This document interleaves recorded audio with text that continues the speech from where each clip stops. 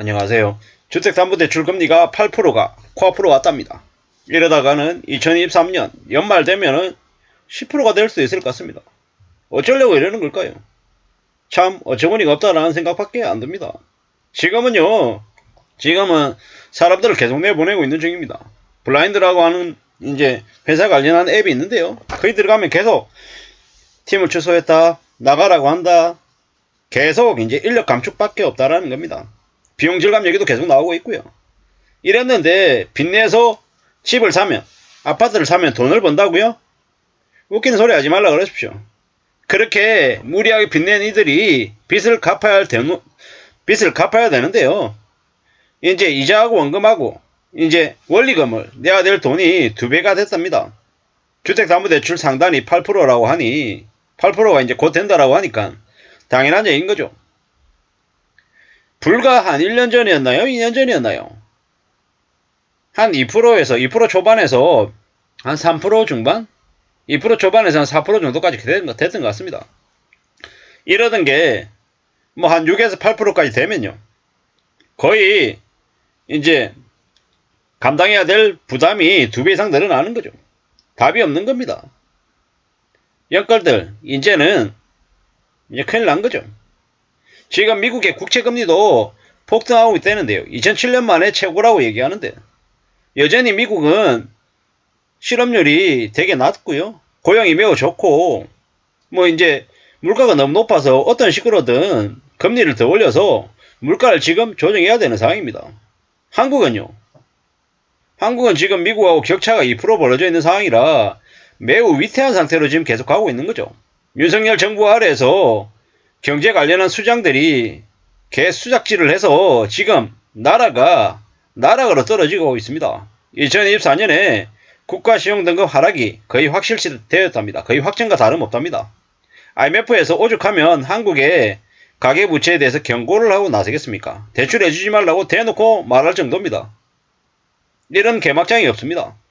미국의 주택담보대출도 8%. 뭐 이제 한국은 미국보다 기준금리가 더 낮은데도 지금 금리가 8%. 이러면은 그냥 10% 그냥 가는 겁니다. 참 무서운 얘기죠. 인건비 줄인다 어쩌고 저쩌고 이렇게 얘기하면서 계속해서 이제 사람들을 힘들게 만드는 거죠. 이게 답이 없는 이런 상황입니다. 어쩌려고 그러는 걸까요?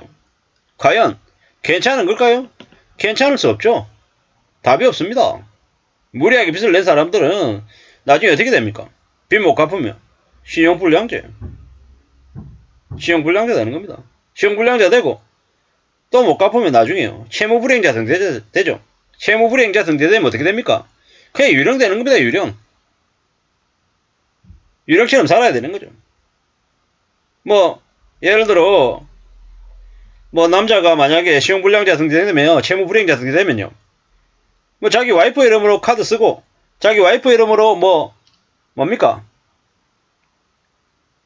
뭐 교통카드 발급받아서 쓰고 와이프 이름으로 핸드폰 쓰고 이래저래 하면 뭐 그렇게 살 수 있겠다라고 생각하겠죠. 근데 나중에 결국 지나면 어떻게 됩니까? 어떤 식으로든 자기 앞으로 재산을 옮기려고 하면 쉽지 않다라는 겁니다. 지금은요 어떤 식으로든 빚을 낼 시기가 아니라 저축을 해야 되는 시기다라는 겁니다. 그렇게 지금 매우 무섭고 매우 어려운 상황인데 계속 빚을 낸다고요? 뭐 지금도 뭐 금리 올라가는 것보다 집값 올라가는 게 더 걱정이다. 일단 개소리가 지금 언론의 뉴스에 나오고 있는데요. 웃기는 소리 하지 말라 그러십시오. 개소리 하지 말라 그래야 됩니다. 지금은 힘들다 못해 진짜 온라인 하면서 뛰어내려야 되나 말아야 되나 그런 고민을 할 지경까지 이르렀다라는 겁니다. 외환위기 얘기가 또 계속 나온답니다.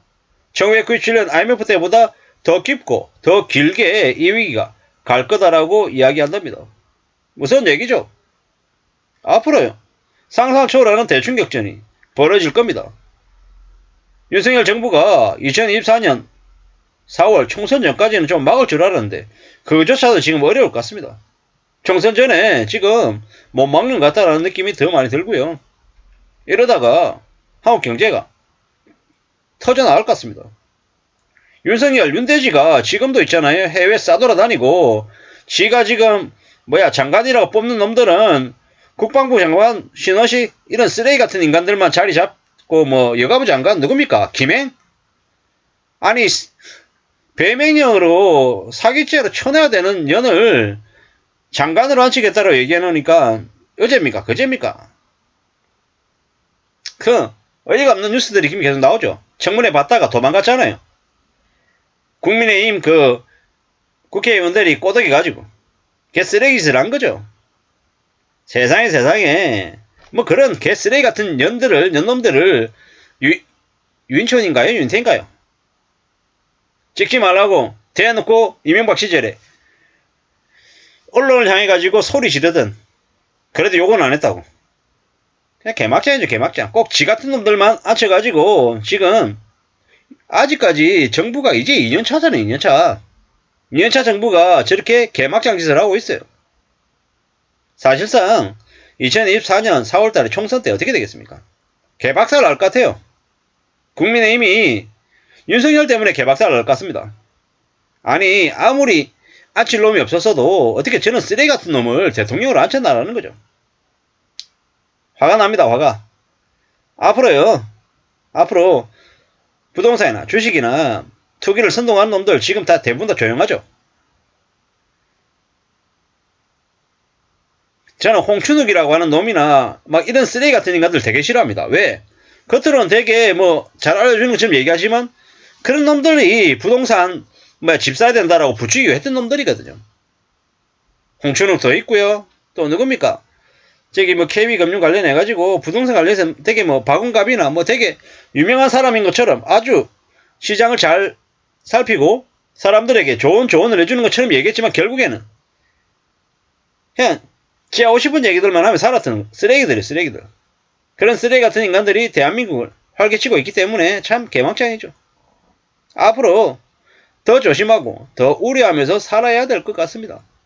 전문가 행세하면서 흑세 무민하는 유튜버들을 조심해야 된다는 겁니다. 그게 아니고서는 답이 없을 것 같습니다. 앞으로 엄청난 일들이 벌어진다라고 보고 마음 단단히 먹고 지내야 되겠습니다. 대출금리가 8% 가까이 올랐답니다. 충격이죠. 지금 KB국민은행의 주담대가 상단이 7.67, 우리은행은 7.7이랍니다. 최저금리도 6%. 와, 놀라운 일입니다. 6에서 7%라니. 앞으로 금리가 더 지속됩니다. 이미 내년에 연준금리 전망치가 5%. 한국도 11월 달에 주가금리 인상한다라고 하고 주담대 금리가 내년 1분기에 8%를 뚫을 거라고 한답니다. 뭐 이래저래 이제 두고 봐야죠. 전자금 대출 2.7% 내다가 58%만 내다가 5% 되면서 지금 100만원 낸답니다. 앞으로 가파른 금리 인상이 시가 하락을 더 붙일 거로 예상된답니다. 이게 지금 현재 모습입니다.